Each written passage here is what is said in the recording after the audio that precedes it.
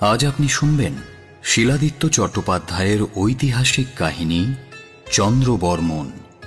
লেখক শ্রী শিলাদিত্য চট্টোপাধ্যায়কে জানাই আমাদের আন্তরিক কৃতজ্ঞতা আমাদের এই প্রচেষ্টায় পাশে থাকার জন্য। তার জন্ম 1993 সালের 24শে মার্চ বাঁকুড়া জেলার সুপুর গ্রামে। হিড়বাঁধ হাই স্কুল থেকে 2011 সালে হায়ার সেকেন্ডারি পাশ করেন লেখক শ্রী শিলাদিত্য চট্টোপাধ্যায়। পরবর্তীতে state medical faculty of West Bengal থেকে পাশ করে বর্তমানে বাঁকুড়া সম্মিলনী মেডিকেল কলেজে মেডিকেল টেকনোলজিস্ট হিসেবে তিনি কাজ করেন। তাঁরই লেখা ঐতিহাসিক গল্প চন্দ্রবর্মণ অবলম্বনে আমাদের আজকের এই প্রচেষ্টা শুরু হচ্ছে। শিলাদিত্য চট্টোপাধ্যায়ের ঐতিহাসিক কাহিনী চন্দ্রবর্মণ।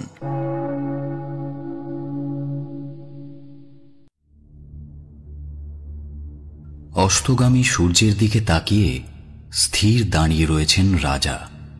চারপাশে পাত্র মিত্র অমাত্যদের ভিড়, কিন্তু কারো মুখে কোনো কথা নেই। যেন কোনো অদৃশ্য মন্ত্র বলে সবাই পাষাণ হয়ে গেছে। এ কি সংবাদ শুনলেন তিনি গুপ্তচরের মুখে? রাজাধিরাজ সমুদ্রগুপ্ত তার রাজ্য আক্রমণ করতে চলেছেন। জঙ্গলমহলের ক্ষুদ্র রাজ্য পুষ্করণা, সাপদ সংকুল জঙ্গলাকীর্ণ এক রাজ্য। এই রাজ্যের রাজা মহারাজ চন্দ্রবর্মণ শুশুনিয়া পাহাড়ের ওপর নবনির্মিত দুর্গের সভাকক্ষে আলোচনায় বসেছেন। গুপ্তচর সংবাদ নিয়ে এসেছে, হে রাজন, রাজা সমুদ্রগুপ্ত দিগ্বিজয়ী বীর। পিতা চন্দ্রগুপ্ত নিজে তাকে রাজা নির্বাচন করেছেন। অনেক পরাক্রমশালী রাজা তার কাছে পরাভূত হয়েছেন। অহিচ্ছত্ররাজ অচ্যুত, কামরূপ রাজ বলবর্মণ ও বুন্দেলখণ্ডের রাজা রুদ্রদেবও তার কাছে পরাজিত হয়েছেন। এছাড়া শোনা যায় তিনি নাকি অশ্বমেধ যজ্ঞ করেছেন। রাজদণ্ড যে আমাকে বশ্যতা স্বীকার করতে শেখায়নি। পিতা সিংহবর্মণ আমাকে যে রাজ্য দিয়েছেন তা ক্ষুদ্র হলেও সেই রাজ্য রক্ষা করার জন্য সিংহের ন্যায় সাহসের যোগান তিনি দিয়ে গেছেন। তাছাড়া যুদ্ধক্ষেত্রে তো আমি এই প্রথম নয়। চন্দ্রদ্বীপের নবাব্যকা শিকার জয় কি ভুলে গেলে নাকি? এরপর তিনি মহাকোটপালকে আদেশ দিলেন, রণকৌশল ঠিক করে ফেলুন, যুদ্ধ অবশ্যম্ভাবী। আজ্ঞে মহারাজ। তখনকার মতো সভা মুলতুবি হল। রাজা শয়নকক্ষে প্রবেশ করলেন এবং ভাবতে লাগলেন গত রাতের দেখা সেই স্বপ্নের কথা। তিনি দেখেছিলেন একজন সাধুকে। অপূর্ব সুন্দর তার চেহারা, সারা গায়ে যেন এক অসাধারণ জ্যোতির্ময় আভা। কে এই সাধু? কেনই বা তিনি স্বপ্নে এলেন? তিনি কি কিছু বলতে চান? এই যুদ্ধের সাথে তাঁর কোনো রকম কোনো সংযোগ রয়েছে কি? রাজা সমুদ্রগুপ্তের কথা চন্দ্রবর্মণ শুনেছেন। শুধু আর্যাবর্তে নয়, দাক্ষিণাত্যেও তাঁর বিজয়রথ অব্যাহত। কৌশলরাজ মহেন্দ্র, মহাকান্তার রাজা ব্যাঘ্রদেব, কাঞ্চির বিষ্ণুগোপ, বেঞ্জির হস্তিবর্মণ, দেবরাষ্ট্রের কুবের, পলাক্কের অগ্রসেন সকলেই এই মহাপরাক্রমশালী রাজার বশ্যতা স্বীকার করে করদ রাজ্যে পরিণত হয়েছে। তারপরেই তিনি এই অশ্বমেধ যজ্ঞ করেছেন। যজ্ঞের ঘোড়া যে যে রাজ্যে প্রবেশ করবে সেই রাজ্যকেই নিজের অধীনে নিয়ে আসতে চান মহারাজ সমুদ্রগুপ্ত। যেদিন দামোদরের তীরে একটি হৃষ্টপুষ্ট কালো ঘোড়াকে চড়তে দেখা গিয়েছিল, সেদিন থেকেই এই আশঙ্কাই তো করছিলেন তিনি। অবশেষে মহারাজ চন্দ্রবর্মণের সেই আশঙ্কাই সত্যি হল। পরদিন সকালে মহাকোটপাল রাজাকে নমস্কার করে বলল, মহারাজ, এই কালো ঘোড়াটিকে ইতিপূর্বে মথুরা রাজ্যে দেখা গেছে এবং বর্তমানে তার অবস্থান পদ্মাবতী নগরে বলে খবর পাওয়া গেছে। আমাদের রাজ্যের ন্যায় সমুদ্রগুপ্ত এই দুই রাজ্যে যুদ্ধের বার্তা প্রেরণ করেছেন বলে শোনা যাচ্ছে মহারাজ। মহারাজ, দূত পাঠিয়ে সম্মিলিতভাবে এই যুদ্ধের সম্মুখীন হওয়ার বার্তা পাঠানো হোক দুই রাজ্যে। এতেই সবার মঙ্গল হবে বলে আমার অভিমত। মহামন্ত্রী হরিহর রায় সঙ্গে সঙ্গে কথাটা বললেন। রাজা চন্দ্রবর্মণ এই দুই রাজ্যের শাসকের সাথেই পূর্ব পরিচিত। সদ্ভাব বিশেষ না থাকলেও বিরোধিতাও নেই। তাই মহামন্ত্রীর এই প্রস্তাব তার বেশ মনোপুত হল। তিনি বললেন, অতি উত্তম প্রস্তাব মহামন্ত্রী, কিন্তু এই দৌতকর্ম কোনো দূতের পক্ষে সম্ভব হবে বলে মনে হয় না। পদ্মাবতীর রাজা নাগসেনের সাক্ষাতে যে যাবে তাকে একজন বিশেষ বিচক্ষণ ব্যক্তি হতে হবে। সাধারণত এই ধরনের প্রস্তাব নিয়ে গেলে অন্য রাজ্যের রাজা বিশেষ অনুকম্পার চোখে দেখেন প্রস্তাবক রাজ্যকে, তাই কিছু বিশেষ সুযোগ সুবিধা দাবি করে বসেন। আর তাছাড়া হাতে সময়ও নেই বিশেষ। পুষ্পনগর পাটলিপুত্র থেকে ওদের সৈন্য যে কোনো দিন রওনা হতে পারে। তাই আপনি নিজেই যদি এই দৌত্যকর্মের দায়িত্ব নিয়ে পদ্মাবতী নগরে যান, রাজ্যের পক্ষে খুবই মঙ্গলময় হয়। আদেশ করুন মহারাজ, আমি তাহলে আজ দ্বীপ্রহরেই পদ্মাবতীর উদ্দেশ্যে রওনা হই। তাই করুন। পদ্মাবত রাজের জন্য উপযুক্ত উপঢৌকনের ব্যবস্থা করে আজকেই যাত্রা করুন। অন্যদিকে মথুরা রাজ্যের আগ্রহ এই ব্যাপারে আশা করি বেশি থাকবে, তাই সেখানে দূত প্রেরণ করলেই হবে। পাটলিপুত্র থেকে যুদ্ধবার্তা যেহেতু তারাই প্রথম পেয়েছে, তাই তাদের প্রস্তুতিটাও দেখে নেওয়া একবার দরকার। আশার আলো এখনো আমার কাছে আছে। এরপর মন্ত্রীমশাই পদ্মাবতীর উদ্দেশ্যে বেরিয়ে পড়লেন। মহারাজ চন্দ্রবর্মন ভাবছিলেন, দুই রাজ্যের তরফ থেকে যদি কোনো সহমত না আসে, তাহলে তাঁর যা সীমিত সামর্থ্য তা দিয়ে যুদ্ধ করা যাবে কিভাবে। তার সেনা বলতে তো দুর্গরক্ষী, কোটপাল আর কয়েক ঘর বাগদি ও ভূমিজ প্রজা। লাঠি সরকি হাতে তারা যথেষ্ট দক্ষ হলেও সমুদ্রগুপ্তের অশ্বারোহী সৈন্যের উন্মুক্ত তলোয়ারের সামনে কতটা প্রতিরোধ গড়ে তুলতে পারবে তারা? এই সব ভাবতে ভাবতেই একটু যেন তন্দ্রাচ্ছন্ন হয়ে পড়েছিলেন তিনি। তন্দ্রার ঘোরে তিনি আবার সেই সাধুকে দেখলেন, সেই জ্যোতির্ময় চক্র যাকে ঘিরে রয়েছে, মুখে স্মিত হাসি, হাতে বরাভয় মুদ্রা, যেন তাকেই লক্ষ্য করছেন তিনি। চারিদিক আলোকিত হয়ে রয়েছে। তার শয়নকক্ষ প্রবল আলোয় উদ্ভাসিত হয়ে গেল। মহারাজ চন্দ্রবর্মন দেখলেন তিনি এখন এক মুক্ত প্রান্তরে দাঁড়িয়ে রয়েছেন। চারিদিকে প্রবল কোলাহল, ঘোড়ার চিৎকার, তলোয়ারের আঘাতের শব্দ। তারই মাঝে তিনি নিজেকেই যেন দেখলেন, রণসজ্জায় সুসজ্জিত, অশ্বপৃষ্ঠে আসীন। কিন্তু মুখখানা এমন বিমর্ষ কেন? তবে কি আর দেখতে পারলেন না রাজা চন্দ্রবর্মন। উঠে বসলেন তিনি। না, তিনি নিজের শয়নকক্ষেই রয়েছেন। প্রায় সন্ধ্যা হয়ে এসেছে। চারিদিকে শঙ্খধ্বনি শোনা যাচ্ছে। সেই অনিন্দ সুন্দর সন্ন্যাসী কোথাও নেই। কিন্তু কে তিনি? কেনই বা তাঁর স্বপ্নে বারবার সেই মূর্তির আগমন? কিছুই বুঝতে পারলেন না মহারাজ চন্দ্রবর্মন। ভৃত্য এসে জানিয়ে গেল, মথুরা রাজ্যের দূত এসেছে মথুরার গণপতি নাগের বার্তা নিয়ে। মহারাজ গণপতি নাগের দূত করজোড়ে দণ্ডায়মান। সামনের সিংহাসনে বসে আছেন রাজা চন্দ্রবর্মন। সভার মধ্যে উপস্থিত অমাত্যবর্গের মধ্যে একটা চাপা গুঞ্জন চলছে। মহারাজ হাত তুললেন। গুঞ্জন স্তব্ধ হল। পুষ্করণা রাজ্যের তরফ থেকে আপনার আপ্যায়নের কোনো ত্রুটি হয়নি তো? আজ্ঞে না মহারাজ। মথুরা রাজ্যের সবাই কুশল তো? আজ্ঞে হ্যাঁ মহারাজ। শুধু মাথার উপর বিপদের অশনি সংকেত ছাড়া আর সকলই মঙ্গল। সেই বিপদের হাত থেকে নিস্তার পাওয়ার জন্যই আপনার কাছে সাহায্য প্রার্থনার উদ্দেশ্যে এই অধমের আগমন। কথাটা বলে মহারাজ গণপতি নাগের শিলমোহরযুক্ত ব্রাহ্মী লিপিতে রচিত একটি বার্তা মহারাজের হাতে তুলে দিলেন দূত। রাজা সমুদ্রগুপ্ত রাজ্য বিস্তারকেই রাজধর্ম ভেবে একটি অশ্বমেধ যজ্ঞের ঘোড়াকে ছেড়ে দিয়েছেন। সেই ঘোড়া যে রাজ্যে প্রবেশ করবে তার রাজা যদি সমুদ্রগুপ্তের বশ্যতা স্বীকার না করেন, তবে তিনি যুদ্ধ করে রাজ্যটি জয় করবেন বলে অঙ্গীকারবদ্ধ হয়েছেন। এখন ঘোড়াটি সম্প্রতি মথুরা রাজ্য হয়ে পুষ্করণা অতিক্রম করে পদ্মাবতীতে অবস্থান করছে। মথুরা রাজ্য আকারে ছোট হলেও হীনবল নয়। বিনা যুদ্ধে বশ্যতা স্বীকার করার মানসিকতা তাদের নেই। অপরদিকে 1200 অশ্বারোহী ও 2000-এর মতো পদাতিক সৈন্য নিয়ে সমুদ্রগুপ্তের মুখোমুখি হওয়াটাও মূর্খামি। কিন্তু রাজা চন্দ্রবর্মনের চন্দ্রদ্বীপ জয়ের কথা তার অজ্ঞাত নয়। পুষ্করণা রাজ্যের হাতেও আছে হাজারের বেশি সৈন্যের বহর। তাই রাজা চন্দ্রবর্মন যে যুদ্ধ করতেই চাইবেন এ শুধু তাঁর ধারণাই নয়, বিশ্বাসও বটে। তাই তিনি চান এই যুদ্ধে একত্রিতভাবে লড়তে এবং রাজা সমুদ্রগুপ্তের বিজয়রথ থামিয়ে দিতে।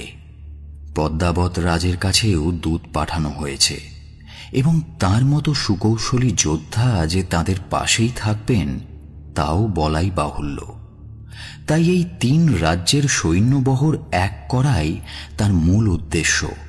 পত্রপাঠ শেষ হলে রাজা চন্দ্রবর্মন দূতকে বললেন, পুষ্করণা রাজ্য মথুরার পাশেই থাকছে এবং এই যুদ্ধে আমি নিজে সামনে থেকে পরিচালনা করতে প্রস্তুত।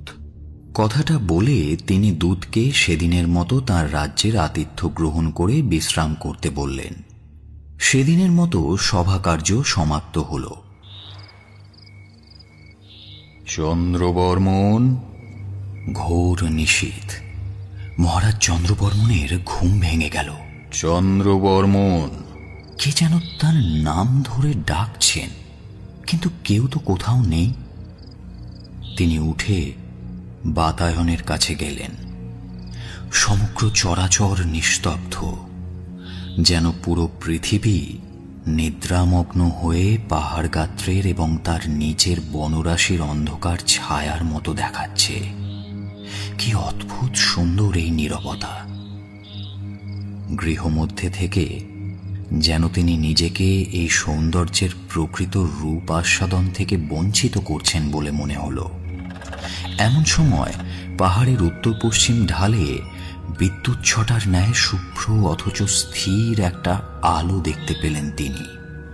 কিছু সময় জ্বলে থেকেই সেই আলো নিভে গেল। এ কি দেখলেন তিনি? এ কি সত্য না তার ভ্রম? তার একবার মনে হল এই আলো সেই সন্ন্যাসীর দেহের জ্যোতির ন্যায় শুভ্র, কিন্তু এটা তো স্বপ্ন নয়। তবে কি? তিনি আর ভাবতে পারছেন না এসব কি হচ্ছে তার সাথে। আবার শয়নকক্ষে গিয়ে শুয়ে পড়লেন তিনি। কিছুক্ষণের মধ্যেই তলিয়ে গেলেন গভীর নিদ্রায়। মহামন্ত্রী পরদিন ফিরে এসেছেন। রাজ সাক্ষাতে এসেছেন সুখবর নিয়ে। মহারাজ নাগসেন তাঁর সৈন্য নিয়ে যুদ্ধ প্রস্তুতি শুরু করে দিয়েছেন এবং তিনিও এই মহাজোটে সামিল হওয়ার ব্যাপারে খুবই ইতিবাচক। 3 রাজ্যের সৈন্য একত্রিত হয়ে বৃহত্তর প্রতিরোধ গড়ে তোলা সম্ভব হবে এবার। রাজা চন্দ্রবর্মনের প্রথম কাজ পরিবার এবং রাজ্যের মহিলা ও শিশুদের নিরাপত্তা। চন্দ্রদ্বীপ জয়ের পর রাজা সেখানে বানিয়েছেন এক বিরাট উঁচু দুর্গ, পূর্ব পশ্চিমে যার দৈর্ঘ্য 4.5 ক্রোশ এবং উত্তর দক্ষিণে 3 ক্রোশ। তাই রাজা আদেশ দিলেন রাজ্যের সমস্ত অভিজাত বর্গের পরিবারকে সেখানে স্থানান্তরিত করা হোক। দুর্গ প্রাচীরের পাহারায় কোটালি পাড়ার প্রহরীরা রয়েছে। পরবর্তী কাজ রণকৌশল ঠিক করা, যার জন্য 3 রাজাকে একত্রিত হতে হবে দ্রুততার সাথে। মথুরা রাজ্যের দূতকে উপযুক্ত বকশিশ দিয়ে তিনি জানালেন, মহারাজা গণপতি নাগকে অতি সত্বর পদ্মাবতী নগরে পৌঁছানোর খবর দিন।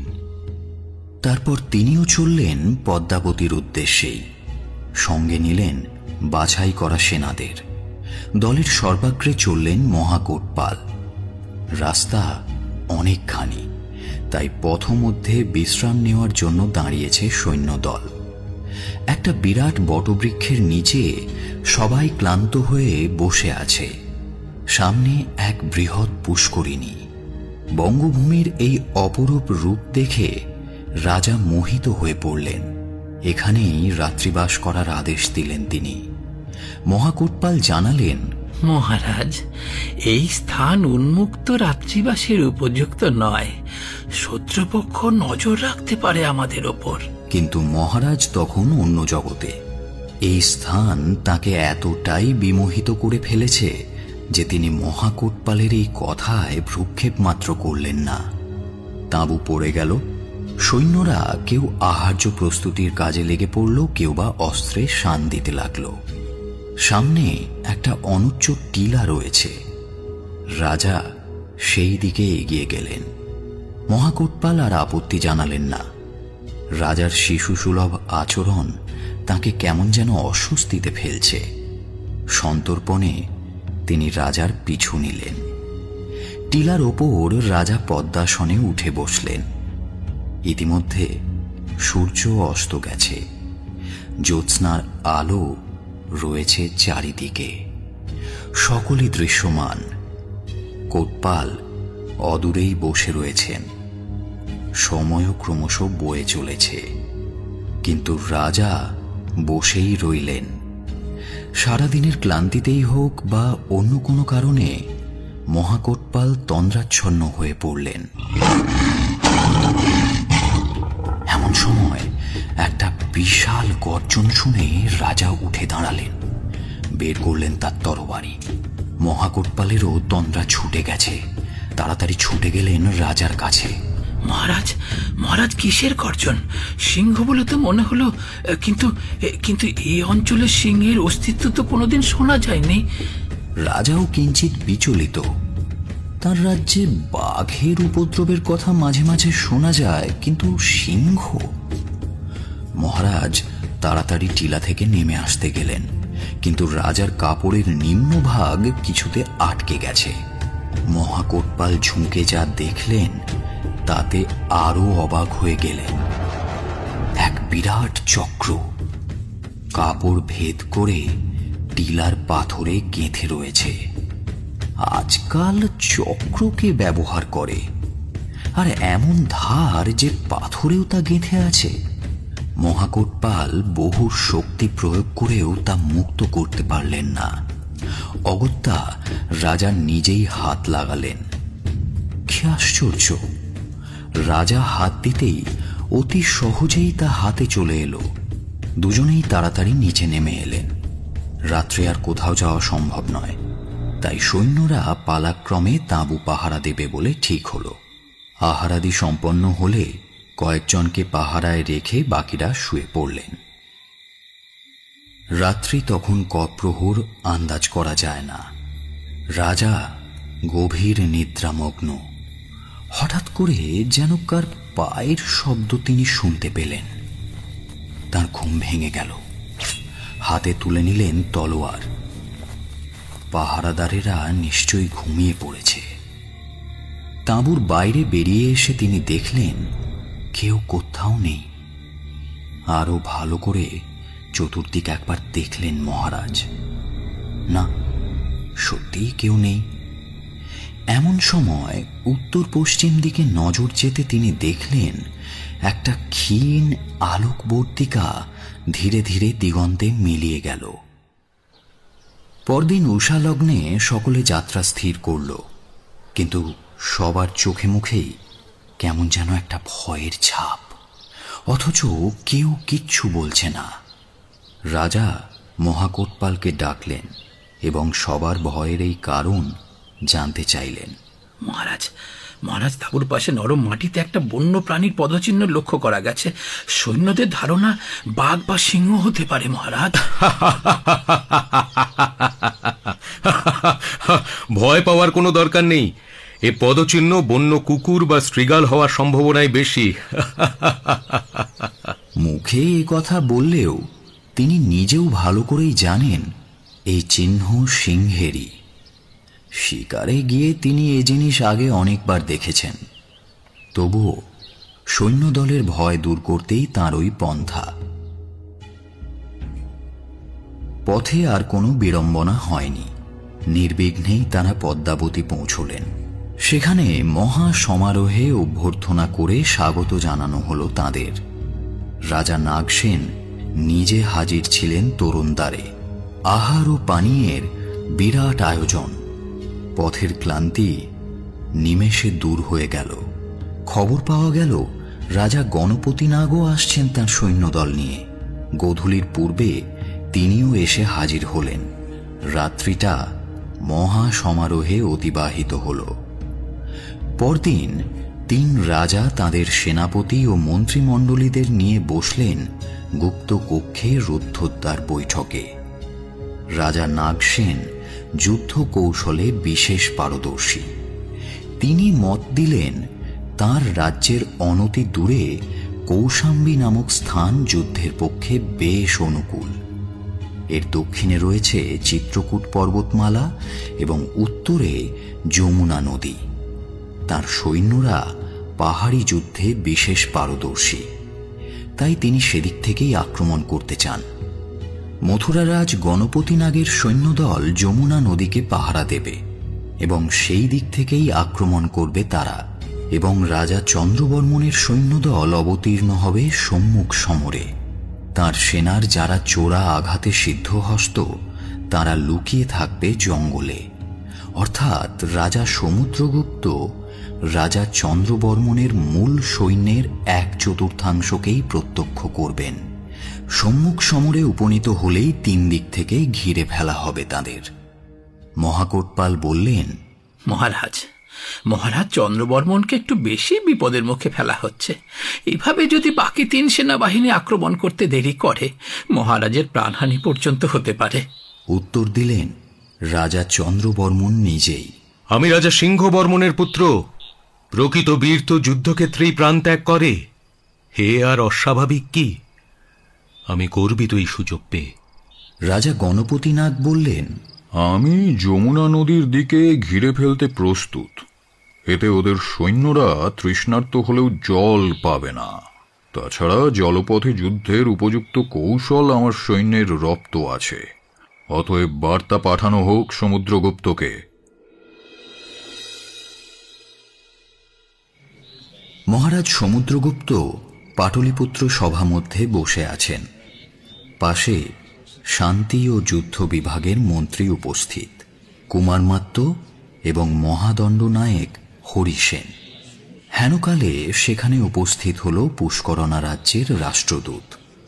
দ্বাররক্ষক তাকে ধরে নিয়ে এসেছে। বিন্দুমাত্র সম্মান প্রদর্শন করার মানবিকতা নেই সেই দ্বাররক্ষীর। মহারাজের সম্মুখে এসে দূত বলল, মহারাজ, আপনি দিগ্বিজয়ী কিন্তু বিবেকহীন। আপনি নিঃসন্দেহে একজন বীর যোদ্ধা, কিন্তু রাজা হতে গেলে তার সঙ্গে সহিষ্ণুও হতে হয়। এত বড় স্পর্ধা! আমার সভায় এসে আমাকে অপমান করা দুঃসাহস হয় কিভাবে? তোমার পরিচয় কি? মহারাজ, আমি সামান্য দূত। মান অপমানের আমি কি বুঝি?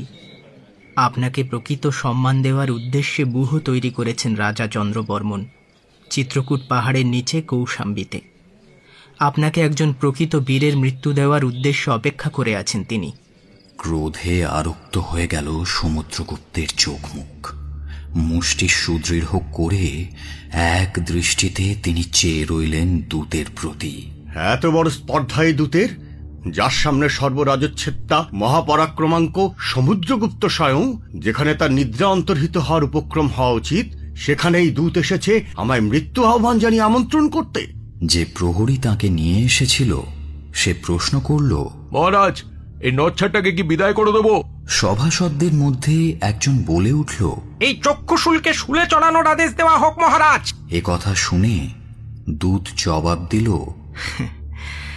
তাহলে যে মহারাজ সমুদ্রগুপ্তের বড়ই বদনাম হয়ে যাবে। দূত যে অবদ্ধ এ কথা বোধ হয় মহাশয়দের স্মরণে থাকা উচিত।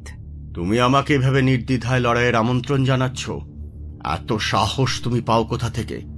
তোমাকে যদি বধ করা হয় তাহলে তোমার ওই নামগোত্রহীন রাজা কি পারবে তার যোগ্য জবাব দিতে? মহারাজ, আপনি বড় বীর, এ কথা সত্য। বীর বংশে জন্ম আপনার। রাজা চন্দ্রগুপ্ত আপনার পিতা, লিচ্ছবি রাজকন্যা কুমার দেবী আপনার মাতা, এ কথাও কারোর অবিদিত নয়। তবে মহারাজ, আমার স্পর্ধা ও সাহস দেখে আপনি যে অভিভূত হয়েছেন এ কথাও আপনি অস্বীকার করতে পারবেন না। তাই যে দেশের মাটির ফসল ও নদীর জল খেয়ে স্পর্ধা ও সাহস অর্জন করা যায়, সে দেশের রাজার সাহস ও স্পর্ধা কি প্রকার হবে তা আপনি ধারণা করতেই পারেন। আমি তো ক্ষুদ্র নমুনা মাত্র।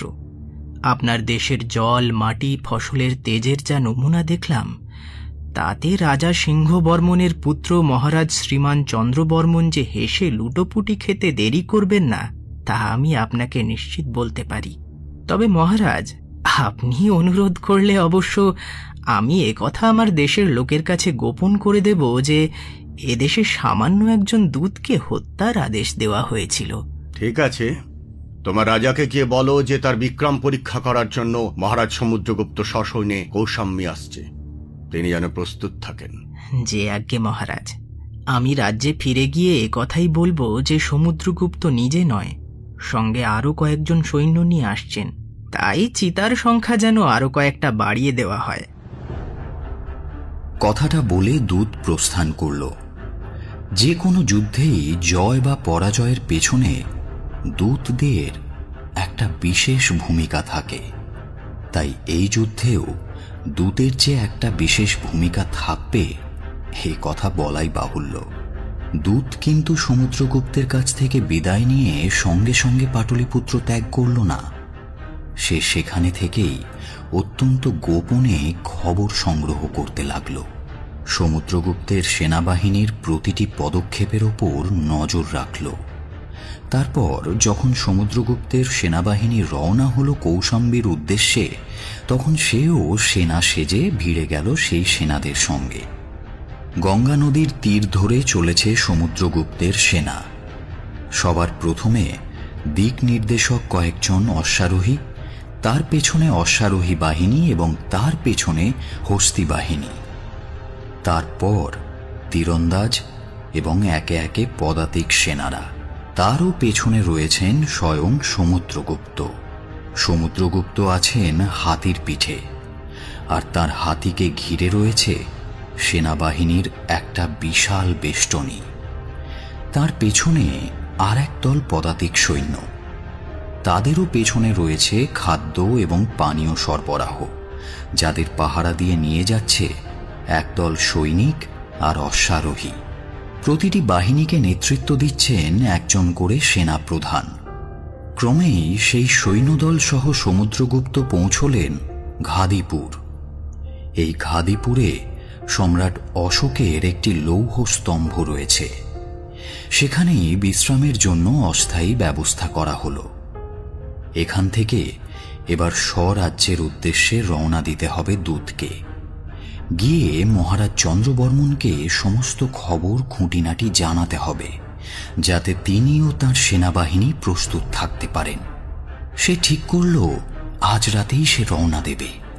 তাই সারাদিন সৈন্যদের সাথে মিশে শেষ মুহূর্তের যা কিছু খবর পাওয়া যায় তার সন্ধান নিতে লাগল। সন্ধে নাগাদ যখন সবাই যে যার মতো গল্প করছে, তখন সে দেখতে পেল একজন ভিক্ষুক সব তাঁবুগুলোতে ঘুরে ঘুরে কি যেন দেখছেন। তার একটু সন্দেহ হল। ভিক্ষুক সাধারণত সকাল বা নিদেন পক্ষে দুপুরে আসে, এ আবার কেমন ভিক্ষুক যে সন্ধেবেলায় আসে? তার ঝুলিও প্রায় ভরা, এমনকি ঝুলির ভারে সে নুয়ে পড়েছে। দূত নজর রাখল ভিক্ষুকের দিকে। একসময় দেখল ভিক্ষুক মহাসেনাপতির তাঁবুর দিকে যাচ্ছে।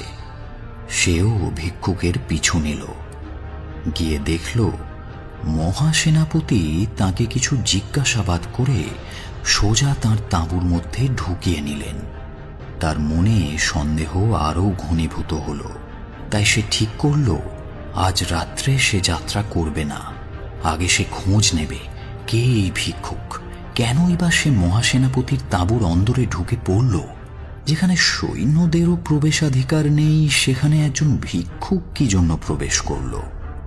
আর তাকে কেউ বাধাও দিল না কেন? এই প্রশ্নগুলোর উত্তর না পাওয়া অবধি সে এই স্থান ত্যাগ করবে না। পরদিন সকালেই দূত দেখল মহাসেনাপতি ভিক্ষুকটিকে নিয়ে যাচ্ছে সমুদ্রগুপ্তের তাঁবুর দিকে। এই ভিক্ষুক যে কোনো সাধারণ ভিক্ষুক নয়, বরং এ যে কোনো গুপ্তচর, এই বিষয়ে আর কোনো সন্দেহ রইল না। এবার গোপনে খবর নিতে হবে সে কি জন্য ওইভাবে ভিক্ষুক বেশি হয়ে এসেছে। এ ব্যাপারে খবর নেওয়ার আগেই সৈন্যদের তাঁবু তুলে নিয়ে যাত্রা শুরু করার আদেশ দেওয়ায় তার অভীষ্ট সিদ্ধ হল না, তাই তার রাজ্যে ফিরে যাওয়াও আপাতত মুলতুবি রাখতে হল। পথে আরও কোথাও সুযোগ পাওয়া যেতে পারে এই ভেবে সে সৈন্যদের সাথে সাথে চলতে লাগল। সে তীক্ষ্ণ নজর রেখেছে মহাসেনাপতি আর সমুদ্রগুপ্তের প্রতিটি পদক্ষেপের ওপর, আর সেই ভিক্ষুকের ওপরও তার দৃষ্টি নিবদ্ধ। সেনাদের সমস্ত আলোচনা সে শুনে চলল মন দিয়ে। এভাবেই তারা উপস্থিত হল প্রয়াগে। কৌশম্বী আর বেশি দূর নয়।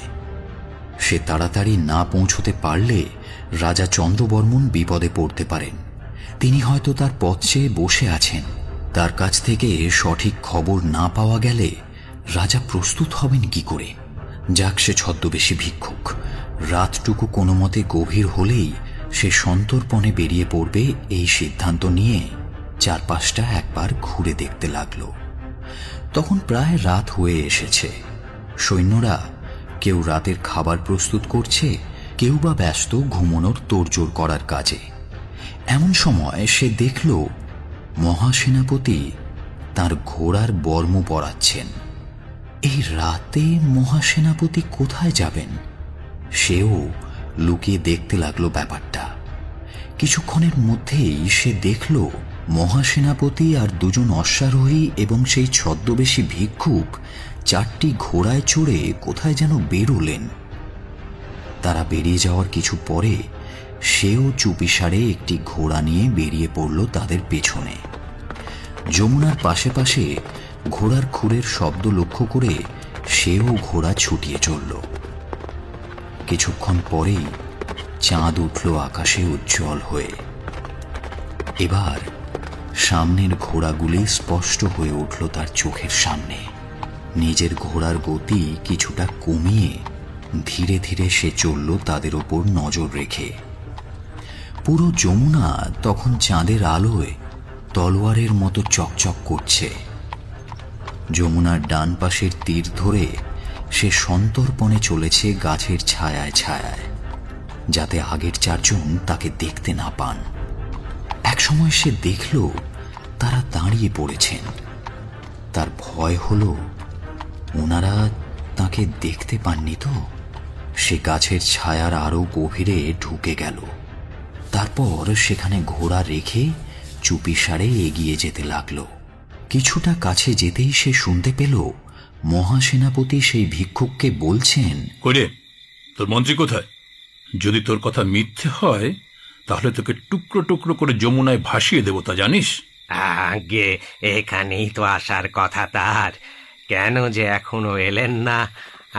আর একটু অপেক্ষা করুন না। তার কথা শেষ হলো না। কিছু দূরে একটা ঘোড়ার ক্ষীণ আওয়াজ পাওয়া গেল। অতি দ্রুত সেই শব্দ কাছে আসতে লাগলো। এবার সেই দূত আরো এগিয়ে গেল ছায়ায় ছায়ায়। লুকিয়ে একটা গাছের আড়াল থেকে দেখল একজন শুভ্রকান্তি পুরুষ সাদা ঘোড়ায় চড়ে এসেছেন। তাদের কাছে এসে তিনি বললেন, তোমাদের দলপতি কে? আমি বীরসেনা, রাজাধিরাজ সমুদ্রগুপ্তের প্রধান সেনাপতি। তোমার পরিচয়? মহাপরাক্রমাঙ্ক সমুদ্রগুপ্তের জয় হোক। আমি মহারাজ চন্দ্রবর্মনের মন্ত্রী হরিহর রায়। একটা স্বস্তির নিঃশ্বাস ভেসে এলো ভিক্ষুক বেশির দিক থেকে। আর যে দূত এতক্ষণ এ কথা লুকিয়ে শুনছিল তার কানে যেন দামামা বেজে উঠল। তার গলার কাছে একটা চাপা কষ্ট দলা পাকিয়ে এলো। তোমাদের রাজা তো আসমুদ্র হিমাচল অধিপতিকে যুদ্ধের আহ্বান জানিয়েছেন। যদিও এ যুদ্ধের ফলাফল কি তা সবাই জানে, কিন্তু তোমার মুখে সে কথা শুনতে বেশ ভালোই লাগলো। এতটা সহজ ভাববেন না বীরসেনা। রাজা চন্দ্রবর্মন একা হলে যদিও তা সম্ভব ছিল, এখন কিন্তু আপনারা বেশ মুশকিলে পড়বেন, এ কথা আমি আগে থেকেই বলে দিচ্ছি। কে আছে তার সাথে? কি হলো, চুপ কেন? বলো, কে আছে তার সাথে? এবারও হরিহর কোনো জবাব দিলেন না। বিচক্ষণ বীরসেনা অবস্থার গুরুত্ব বুঝতে পারলেন। তারপর বললেন, কি চাও বলো। মহারাজ, সমুদ্রগুপ্ত যদি রাজা চন্দ্রবর্মনকে পরাজিত এবং হত্যা করার পর গ্রহণ পরিমোক্ষ করে রাজ্য ফিরিয়ে দেন, তাহলে সমুদ্রগুপ্তের অধীনে আমি রাজ্যের শাসনভার নিজের হাতে নিতে বিশেষ উৎসাহী। তাই যাতে তোমার ইচ্ছা পূরণ হয় আমি তার বন্দোবস্ত করছি। এবার বলো, কে কে আছে চন্দ্রবর্মনের সঙ্গে? বিশ্বাসঘাতক প্রধানমন্ত্রী হরিহর রায় সব বলে চললেন। কে কে আছেন এই যুদ্ধে, কিরকম প্রস্তুতি নেওয়া হয়েছে, কিভাবে ব্যূহ সাজানো হয়েছে, সমস্ত কিছু। তারপর বীর সেনা ফিরতে উদ্যোগ নিয়েছেন দেখে লুকিয়ে থাকা দূত তৈরি হয়ে রইল। কিছুতেই এনাদের এই সংবাদ নিয়ে ফিরতে দেওয়া চলবে না। রাজামশাইয়ের প্রতিটি অন্নের দাম আজ রক্ত দিয়েও শোধ করতে রাজি সে। কিন্তু আগে এই বিশ্বাসঘাতকদের শেষ করতে হবে। কিন্তু এই 5 জন যোদ্ধার সাথে একা লড়াই করা যাবে না। তাই একটু অপেক্ষা করতে হবে কোনো একটা উপযুক্ত সুযোগের। বীরসেনা তার 2 সঙ্গীকে নিয়ে বেরিয়ে গেলে দূত একটা শীষ দিল। তার এই শীষ চন্দ্রবর্মনের রাজ আস্তাবলের প্রতিটি ঘোড়া চেনে। সেই দূতের কাছ থেকে অব্যাহতি পেলে আস্তাবলের ঘোড়াদের দেখভাল করে কাটায়। তার শীষের আওয়াজ শোনা মাত্র দাঁড়িয়ে গেল মন্ত্রীর ঘোড়া। সঙ্গী ছদ্মবেশী ভিক্ষুকটির ঘোড়া কিছুটা এগিয়ে গেল, অথচ মন্ত্রী এদিকে ঘোড়াকে যতই চাবুক মারুন, ঘোড়া এক পাও নড়ল না। মহামন্ত্রী হরিহর পড়লেন মহাবিপদে। এই সুযোগেই দূত বেরিয়ে এসে বিব্রত বিপন্ন বিশ্বাসঘাতক প্রধানমন্ত্রী হরিহরের বুকে ছোড়া বসিয়ে দিল। একটা চিৎকার করে মাটিতে পড়ে গেলেন হরিহর। ছটফট করতে লাগলেন যন্ত্রণায়।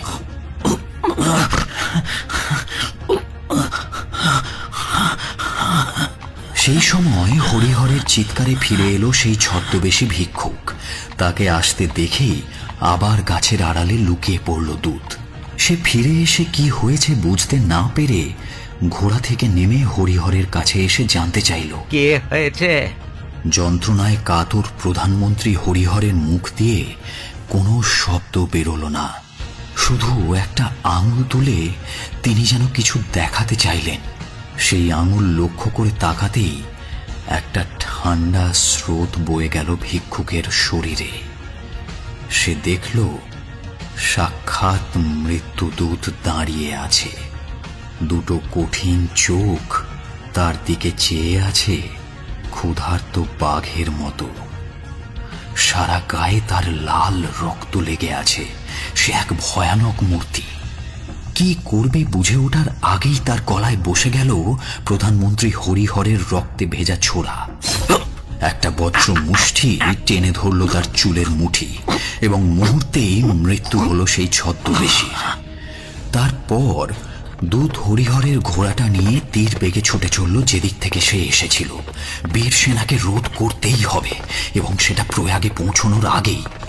এদিকে বীর সেনা তার 2 সঙ্গীকে নিয়ে কিছু দূর এসে দেখলেন একটা কালো ঘোড়া একাই চড়ছে।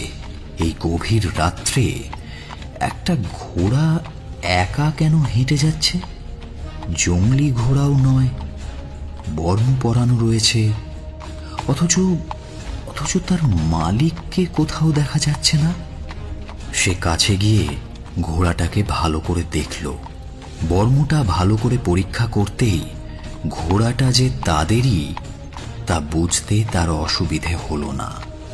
অর্থাৎ কেউ যে তাদের পিছু নিয়েছিল এ ব্যাপারে তিনি নিশ্চিত। তার সঙ্গীদের সাবধান করে ঘোড়ার গতি কমিয়ে আনলেন বীরসেনা। চারিদিকে নজর রাখতে রাখতে দুলকি চালে চলতে লাগলেন। একজন সঙ্গীকে নির্দেশ দিলেন পেছনে ফিরে গিয়ে দেখে আসতে। সেই সঙ্গী কিছু দূর গিয়েই দেখতে পেল সাদা ঘোড়ায় চড়ে একজন এদিকেই আসছে। সে ভাবল হরিহর আবার কেন ফিরে আসছে, কিন্তু কাছে যেতেই সে বুঝল এ হরিহর নয়। তলোয়ার খুলে প্রশ্ন করল, কে তুই? দূত কোনো জবাব না দিয়ে হাসি মুখে কাছে এলো। সৈন্য আবার জিজ্ঞেস করল, কে তুই বল, না হলে এক্ষুনি তোকে নিঃশেষ করব। কথাটা বলেই তার শানিত তলোয়ার তুলে দেখালো সে। উজ্জ্বল চাঁদের আলোয় চকচক করে উঠল তরবারি। তুই একা আমাদের এত বড় সৈন্য দলের কি করবি? কোথায় কোথায় তোদের সৈন্যদল? পেছনে দেখ, ওই জঙ্গলে। সৈন্যটি পেছনে তাকাতেই তার মুন্ডু লক্ষ্য করে তরবারি চালালো দূত, এবং সাথে সাথে তার প্রাণহীন দেহ লুটিয়ে পড়ল মাটিতে। তার তরবারি তুলে দূত এগিয়ে চলল সামনের দিকে। কিছু দূর এগোতেই সাক্ষাৎ হলো বীর সেনা এবং দ্বিতীয় সৈন্যের সাথে। সে দেখল তাদের সাথে তার কিছুক্ষণ আগেই ছেড়ে দেওয়া কালো ঘোড়াটিও রয়েছে। সঙ্গে সঙ্গে সে বলল, দাঁড়াও বীর সেনা। বীর সেনা তাকে আগেই দেখেছিলেন, তাই অসীমুক্ত করে বললেন, কি চাও? তোমরা আমার সেনাবাহিনীর হাতে বন্দী। আমার সেনাবাহিনী তোমাদের ঘিরে ফেলেছে। হরিহর আর যাদের তুমি সঙ্গে করে নিয়ে এসেছিলে তাদের দুজনকে আমরা মেরে ফেলেছি। যদি আত্মসমর্পণ না করো তোমাদেরও মৃত্যু নিশ্চিত। কিন্তু সহজে ভয় পেয়ে যাওয়ার পাত্র বীর সেনা নন। তিনি বললেন, মরতে আমি ভয় পাই না, তবে মরার আগে তোকে নিশ্চিহ্ন করে দিয়ে যাবো রে শয়তান। কথাটা বলেই বীর সেনা ধেয়ে এলেন দূতের দিকে। দূতও শক্ত করে তলোয়ার ধরে এগিয়ে গেল। তারপর মাত্র কয়েক পলকের খণ্ডযুদ্ধ। সমুদ্রগুপ্তের প্রধান সেনাপতি বীর সেনা, তার সঙ্গে আবার আরেকজন রণকৌশলী অশ্বারোহী। এদের দুজনের সঙ্গে দূত একা পারবে কেন? অসম লড়াইয়ের পরিসমাপ্তি হল দূতের মৃত্যুর সাথে। আর একটু খোঁজাখুঁজি করে বীর সেনা দেখলেন কেউ কোথাও নেই। বুঝলেন সেটা একটা মিথ্যে ভয় দেখানোর ফন্দি মাত্র। শত্রু হলেও তার বুদ্ধির তারিফ করে বীর সেনা যখন প্রয়াগে ফিরলেন তখন প্রায় সকাল। পরদিন সমুদ্রগুপ্ত সকল কথারই অবগত হলেন। তার সেনাবাহিনীকে 3 ভাগে ভাগ করলেন তিনি। প্রায় 500 হাতি, 1000 ঘোড়া এবং 10,000 পদাতিককে পাঠালেন যমুনার তীর ধরে, যেখানে গণপতি নাগ অপেক্ষা করছেন তার সেনাবাহিনী নিয়ে। বীর সেনাকে দিলেন সমস্ত তীরন্দাজ ও পাহাড়ি যুদ্ধ পারদর্শী 20,000 পদাতিক সৈন্য। তাদের পাঠালেন যেখানে নাগ সেন অতর্কিতে আক্রমণ করার অপেক্ষায় বসে রয়েছেন চিত্রকূট পাহাড়ের দিকে।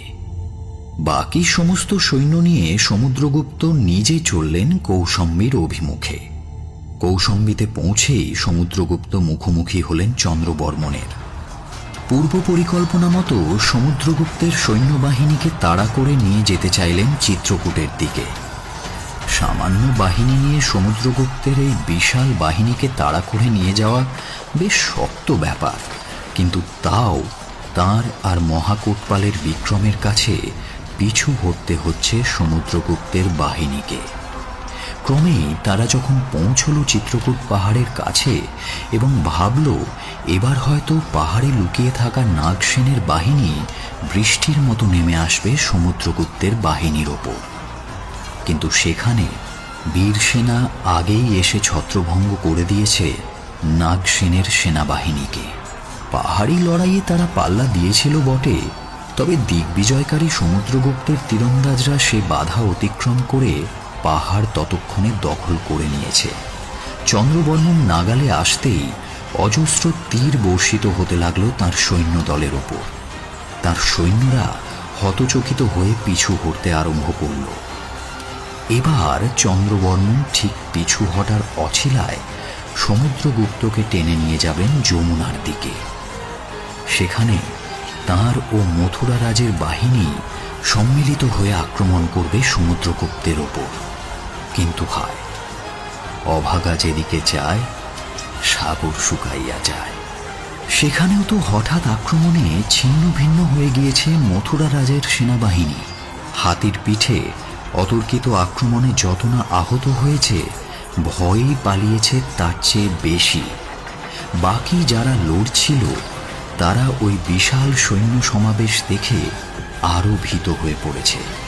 এবার মাঝে পড়ে নিশ্চিত মৃত্যু ছাড়া আর কোনো পথ নেই দেখে তারা হয় যমুনাতে ঝাঁপ দিচ্ছে, নয় তেড়ে যাচ্ছে আঘাত করতে, আর হাতির কাছে পরাস্ত হয়ে মৃত্যুবরণ করছে।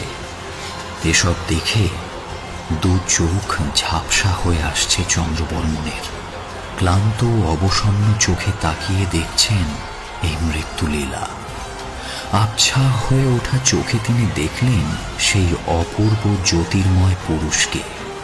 তার শরীর ঈষৎ যেন নীলাভ, তার থেকে ছড়িয়ে পড়েছে এক অলৌকিক রশ্মির ছটা। কে এই মহাপুরুষ? তিনি কি কোনো দিব্য পুরুষ, নাকি তার অন্তিম সঙ্গী? কে তিনি? মহারাজ চন্দ্রবর্মন তার দিকে এক দৃষ্টে চেয়ে রয়েছেন। এমন সময় একটা তীর এসে বিঁধল তার পিঠে, কিন্তু তাজ্জব ব্যাপার, মহারাজ ভ্রুক্ষেপ মাত্র করলেন না। এগিয়ে গেলেন সেই অপরূপ মূর্তির দিকে। এবার সেই মূর্তি একটু স্মিত হাস্যে হাতছানি দিয়ে ডাকলেন চন্দ্রবর্মনকে।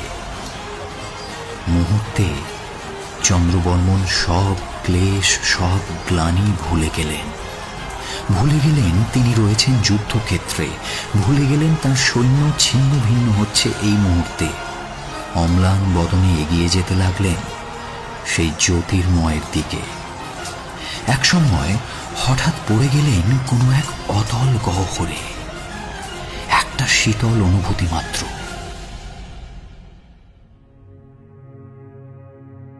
সেই জ্যোতির্ময় পুরুষ বলে উঠলেন, ওঠো চন্দ্রবর্মন। যেভাবে বাচ্চা শিশু খেলতে গিয়ে পড়ে যায় আর বড়রা তাকে আদর করে আবার তুলে দেয়, ঠিক তেমনি ভাবে তাকে ধরে আবার তুলে দিলেন সেই যোগ পুরুষ। মাথায় গায়ে হাত বুলিয়ে দিলেন তার। কানে কানে কি যেন একটা বললেন। সাথে সাথেই ক্লান্তি আর অবসাদ ঘিরে ধরল চন্দ্রবর্মনকে।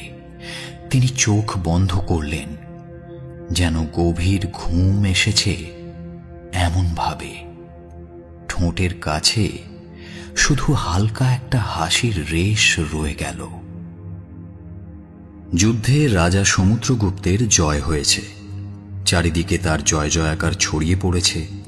সিংহলের রাজাও তার সার্বভৌমত্ব স্বীকার করেছেন। আসমুদ্র হিমাচল বর্তমানে তাঁর অধীনে। যুদ্ধক্ষেত্রেই মৃত্যুবরণ করেছেন রাজা নাগসেন, রাজা গণপতি নাগ, এবং মরেছে মহাকোটপাল। চন্দ্রকেতুগড়, পুষ্করণা, মথুরা, পদ্মাবতী সকলই হস্তাগত হয়েছে তাঁর। চন্দ্রবর্মনের মন্ত্রী হরিহর রায়ের মৃত্যু হওয়ায় গ্রহণ পরিমোক্ষ নীতিও পরিহার করতে হয়েছে, এবং পাটলিপুত্র অদূরবর্তী হওয়ায় এই রাজ্যগুলির শাসনভার নিজ স্কন্ধেই তুলে নিয়েছিলেন রাজা সমুদ্রগুপ্ত। কিন্তু চন্দ্রবর্মন, কেউ কেউ নাকি তাকে যুদ্ধের সময় যমুনার জলে ডুবে মরতে দেখেছে। রাজা সমুদ্রগুপ্ত কিন্তু তা নিয়ে বিশেষ চিন্তিত নন। পরাজিত রাজার কথা কেই বা মনে রাখে।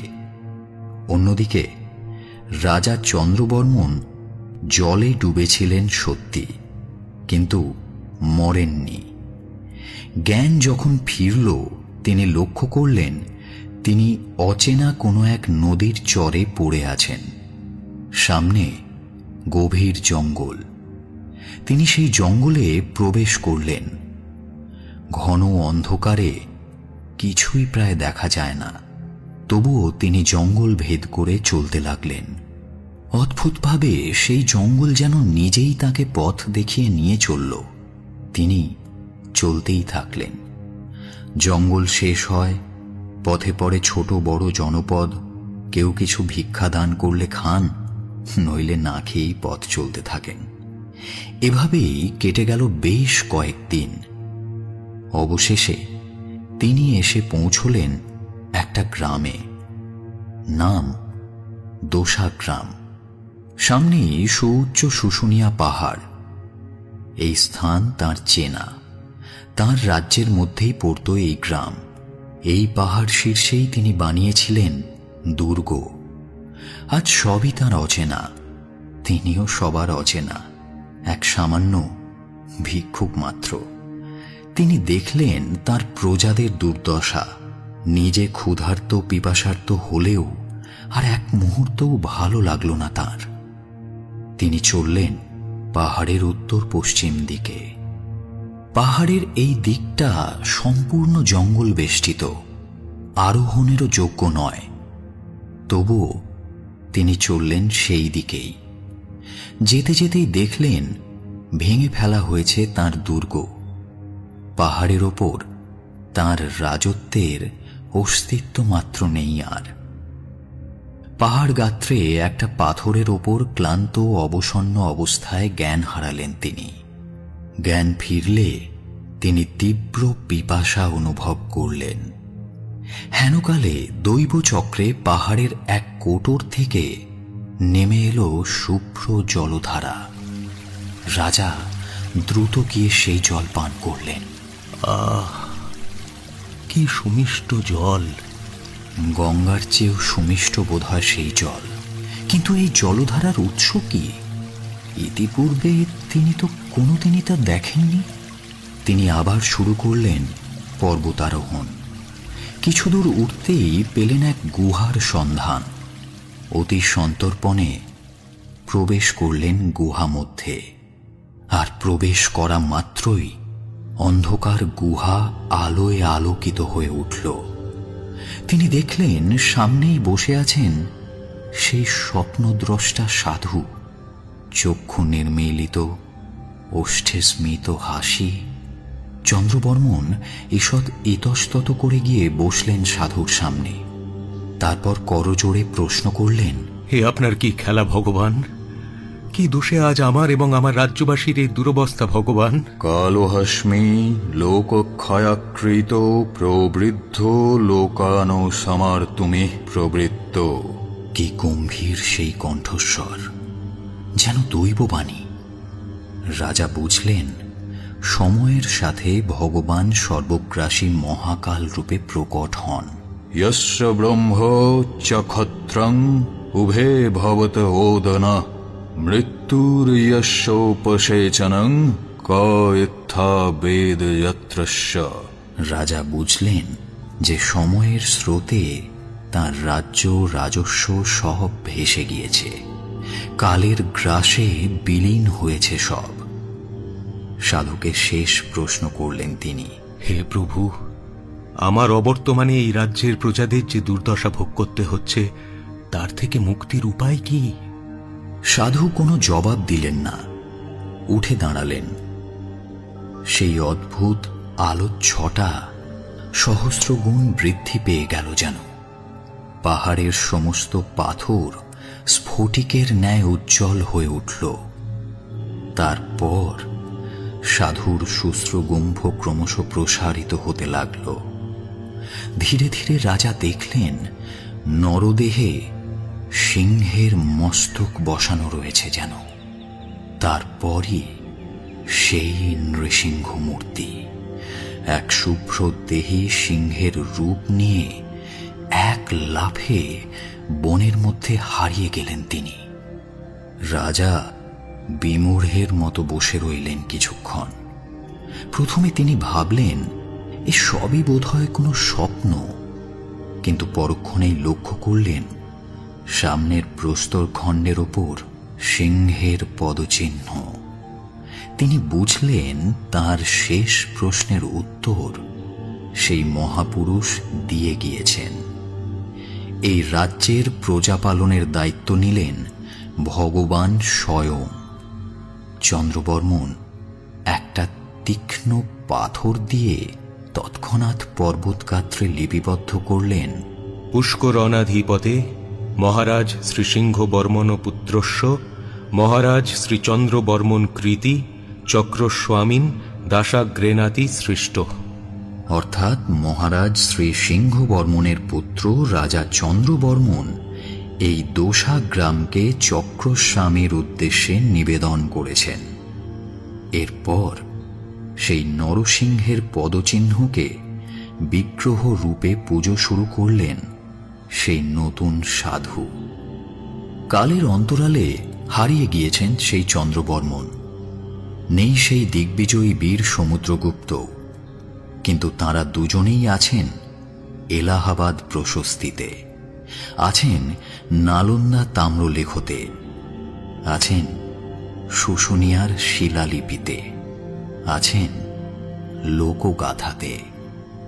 এই নরসিংহের পুজো আজও হয়। স্থানীয় ভাষায় আজ নরসিংহ হয়েছেন লরসিং। শুশুনিয়া পাহাড়ের সর্বত্র ছড়িয়ে রয়েছে সেই স্ফটিক শুভ্র পাথর, সেই জলধারার উৎস আজও অজানা। এভাবেই রাজা চন্দ্রবর্মন হয়েছেন কালজয়ী। কে বলে মানুষ অমর হয় না?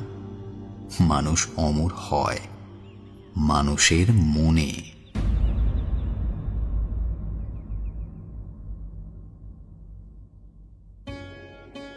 এতক্ষণ আপনি শুনছিলেন শিলাদিত্য চট্টোপাধ্যায়ের ঐতিহাসিক কাহিনী চন্দ্রবর্মন।